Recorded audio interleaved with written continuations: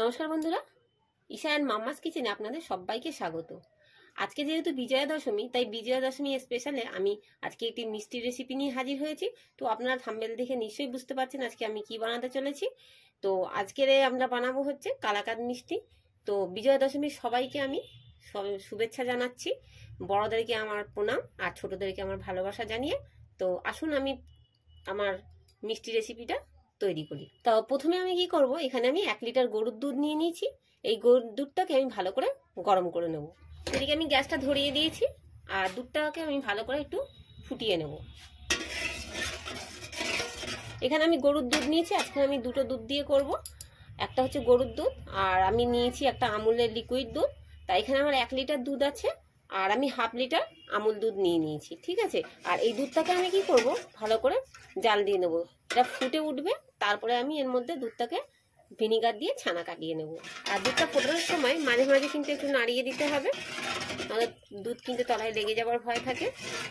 এই যে দেখতেই পাচ্ছেন আমার কিন্তু দুধটা ফুটে উঠেছে। এবার আমি কি করব, কিন্তু আর ফোটাবো না এর থেকে বেশি। এবারে গ্যাসটা আমি বন্ধ করে দেবো আর একটু কিছুক্ষণ এইভাবে করে একটু নেড়ে দেবো। নেড়ে দিয়ে আমি অল্প অল্প করে ভিনিগার দিয়ে দুধটাকে কাটিয়ে নেব। আর বন্ধুরা, এই মিষ্টি কিন্তু করতে কিন্তু খুব একটা বেশি সময় লাগে না, মোটামুটি আধা ঘন্টার মধ্যে এটা কমপ্লিট হয়ে যাবে মিষ্টিটা।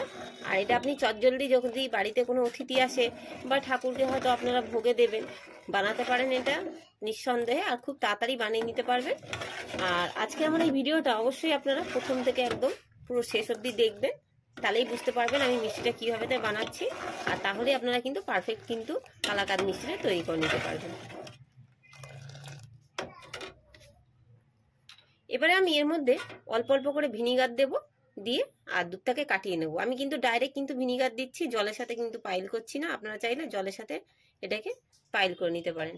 এখানে দেখুন আমি প্রায় 1.5 চামচের মতন ভিনিগার দিয়ে নিয়েছি। দিয়ে এটাকে আস্তে আস্তে করে এরকম করে নাড়াবো। দেখুন দুধ কিন্তু অনেকটাই ছানা কেটে এসেছে, এখনো আমার লাগবে কিছুটা ভিনিগার।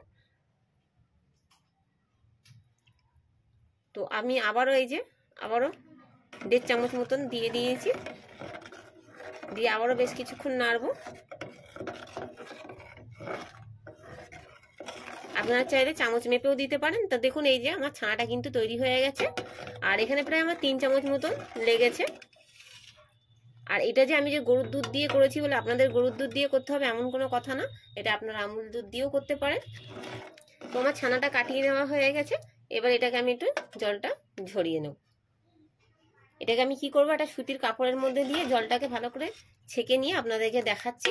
ছেঁকে নিয়ে ঠান্ডা জল দিয়ে নেব, নিয়ে একটুখানি যেহেতু আমি ভিনিগার দিয়েছি তো একটু টক ভাব থাকবে, তো তার জন্য আমি কি করব, এটাকে ভালো করে একটা কাপড়ের মধ্যে জল দিয়ে ভালো করে ছেঁকে নিয়ে আমি ফিরে আসছি। আমার ছানাটা ধুয়ে নেওয়া হয়ে গেছে, আমি জল ঝরতে দিয়েছি। তা ততক্ষণ আমি কি করব, যে 1/2 লিটার দুধটা নিয়েছিলাম লিকুইড, সেই দুধটাকে আমি জাল দিয়ে নেব। এখানে আমি রেড কাউ প্যাকেটটা নিয়েছি, আপনারা চাইলে আমুল তাজাটাও নিতে পারেন, যেটা আপনাদের সুবিধা হবে। তবে যে কোনো দুধের প্যাকেট দিয়েই কিন্তু আপনারা এই সন্দেশটা তৈরি করে নিতে পারবেন। এবারে আমি দুধটাকে মোটামুটি জাল করে নেব।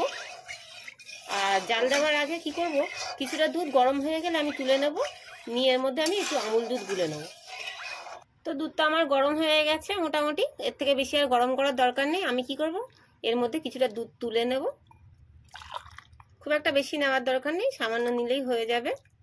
কিছুটা দুধ আমি তুলে নিয়েছি। আর এখানে এই যে দেখতেই পাচ্ছেন আমি 10 টাকা দামের দুটো আমুল দুধের প্যাকেট নিয়ে নিয়েছি, সেটাকে এবারে এই দুধের মধ্যে দিয়ে নিচ্ছি। দিয়ে এটাকে আমি ভালো করে গুলে সাইডে রেখে দেবো। আর ততক্ষণ আমি কি করব, দুধটাকে একটু ভালো করে জাল দিয়ে নেব। যতক্ষণ না ঘন হচ্ছে দুধটাকে ততক্ষণ কিন্তু আমার জাল করে নিতে হবে। আর এই আমুল দুধটা দেওয়ার একটাই কারণ, আমুল দুধটা দিলে সন্দেশের স্বাদটা আরো বেশি হবে আর দুধটাও আরো খুব সুন্দর গাঢ় হয়ে যাবে। আর দুধটা কিন্তু জাল দেওয়ার সময় কিন্তু অনবরত কিন্তু নাড়তে হবে, নাহলে কিন্তু তলায় কিন্তু আপনাদের বারবার বলছি পুড়ে যাওয়ার সম্ভাবনা থাকবে দুধটা। আর আঁচটাকে খুব হাই করে রাখার দরকার নেই, মিডিয়ামে রাখলেই হয়ে যাবে। দুধটাকে কিন্তু আমার এরকম করে ঠিক জাল দিয়ে দিয়ে ঘন করে নিতে হবে দুধটা।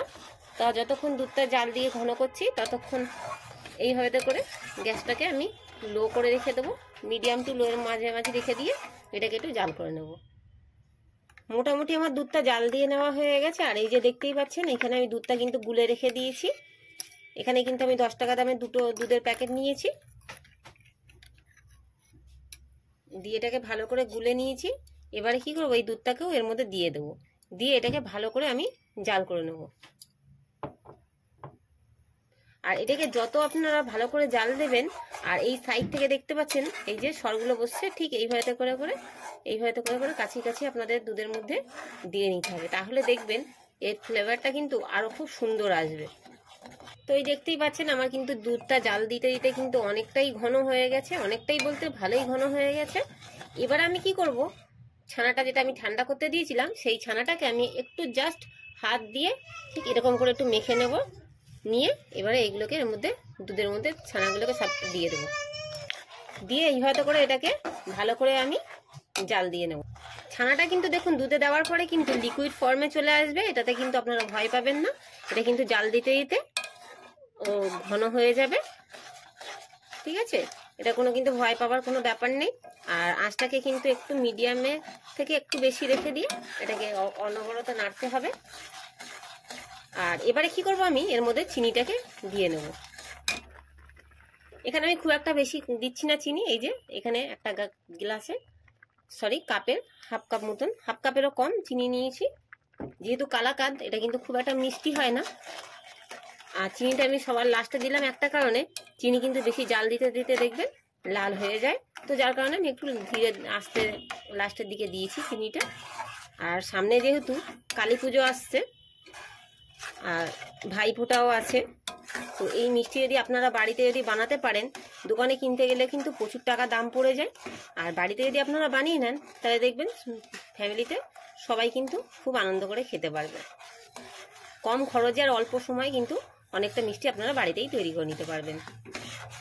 আর এটাকে কিন্তু অনবরত জাল দিতে হবে, আর ঠিক এইভাবে করে কাছিয়ে এইগুলোকে সব দিয়ে নিতে হবে মাঝখানে। আর একসময় দেখবেন জাল দিতে দিতে পুরো কিন্তু আপনার দুধটা শুকিয়ে যাবে। আর এখনও যারা আমার চ্যানেলে এখনও নতুন বন্ধু হননি তারা অবশ্যই ঝটপট আমার চ্যানেলটিকে সাবস্ক্রাইব করে নিন।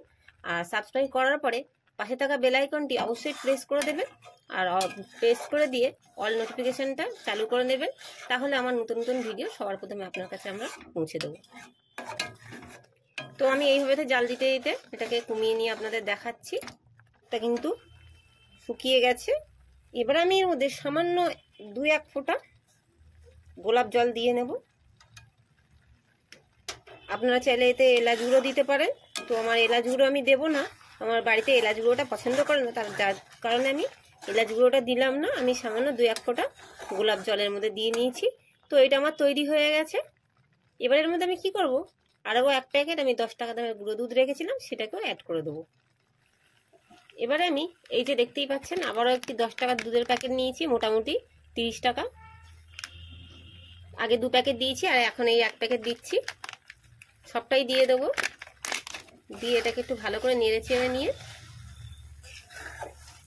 একটা জায়গায় সেট করে আপনাদেরকে আমি দেখাচ্ছি। ভালো করে মিক্স করে নিতে হবে। তো আমার হয়ে গেছে, এটাকে আমি একটা জায়গায় সেট করে এটাকে আপনাকে দেখাচ্ছি। এই যে এই টিফিন বাটিটার মধ্যে আমি কিছুটা ঘি মাখিয়ে নিয়েছি, দিয়ে কি করব, এর মধ্যে আমি সন্দেশটাকে সেট করব। তো এর মধ্যে আমি ঢেলে নিয়ে আপনাদেরকে দেখাচ্ছি। তো এই দেখুন আমি ঢেলে নিয়েছি, আর ঠিক এইভাবে করে করে এই খুন্তির সাহায্যে আমি এটাকে ভালো করে এখানে সেট করে নেব। আমার জায়গাটা প্রচুর শর্ট, তো যার কারণে আমার একটু ভিডিওটা করতে অসুবিধা হয়, তো আপনাদেরকে এইভাবে করে দেখাচ্ছি, সরি আপনারা কিছু মনে করবেন না। তো দেখতেই পাচ্ছেন আমার এটা কিন্তু সমান করে নেওয়া হয়ে গেছে। এবার এর মধ্যে আমি উপর থেকে কিছুটা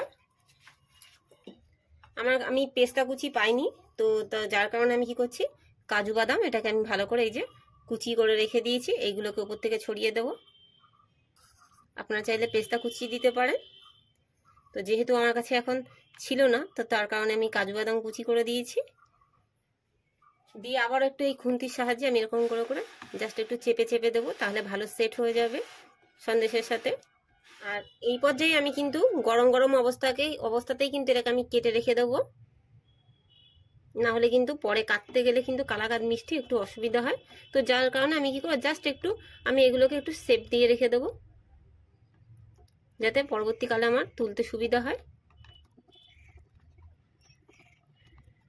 তো যাক, আমার কেটে নেওয়া হয়ে গেছে। এবার আমি এর মধ্যে একটা করে মিডিলে কিশমিশ দিয়ে এটাকে বসিয়ে দেবো, তো দেখতে সুন্দর লাগবে। আপনারা চাইলে নাও দিতে পারেন। তো জাস্ট আমার দেখার সৌন্দর্যের জন্য কিন্তু আমি এটাকে দিয়ে নিচ্ছি, আর কিছুই না, যে আপনাদের দিতেই হবে এমন কোনো কিছু ব্যাপার নেই। তো দেখতেই পেলেন এই যে আমি তৈরি করে নিয়েছি আমাদের কালাকাঁদ সন্দেশ। তো এই হয়তো আমি কি করব, কিছুক্ষণ রেস্টে রেখে দিতে হবে। রেস্টে রেখে দেওয়ার পরে ঠান্ডা হয়ে গেলে আপনাদেরকে আমি সার্ভ করে দেখাচ্ছি। তো বন্ধুরা, এই যে আমাদের দেখতেই পাচ্ছেন কালাকাঁদ সন্দেশ তৈরি হয়ে গেছে। আর আমি এটাকে কিন্তু বেশ কিছুক্ষণ মিনিট 10-15 মতন একটু নর্মাল ফ্রিজে রেখে দিয়েছিলাম। ঠান্ডা হয়ে গেছে। ঠান্ডা হয়ে গিয়ে দেখতেই পাচ্ছেন কত সুন্দর আমাদের সেট হয়ে গেছে সন্দেশটা। তো আশা করি আজকে আমাদের এই রেসিপি আপনাদের ভালো লেগেছে। তো আমাদের রেসিপি যদি আজকে আপনাদের ভালো লেগে থাকে তো অবশ্যই একটি লাইক করে দেবেন, আর চ্যানেলটিকে অবশ্যই সাবস্ক্রাইব করে নেবেন। আর সাবস্ক্রাইব করে পাশে থাকা বেল আইকনটি প্রেস করে দেবেন। দিলে কি হবে, আমাদের যত নতুন নতুন ভিডিও থাকবে, আমি তো আগেই বলেছি আপনাদের, তাহলে আমাদের নতুন ভিডিওগুলো আপনাদের কাছে আমরা পৌঁছে দিতে পারবো। আর যেহেতু সামনেই আসছে ভাইফোঁটা, কালী পুজো, তো সবাইকে আগাম ভাইফোঁটা এবং কালী পুজোর প্রীতি ও শুভেচ্ছা। সবাই সুস্থ থাকবেন, ভালো থাকবেন। আর এইটুকুনি বলেই আজকের মতন ভিডিওটা এখানেই শেষ করছি। ধন্যবাদ।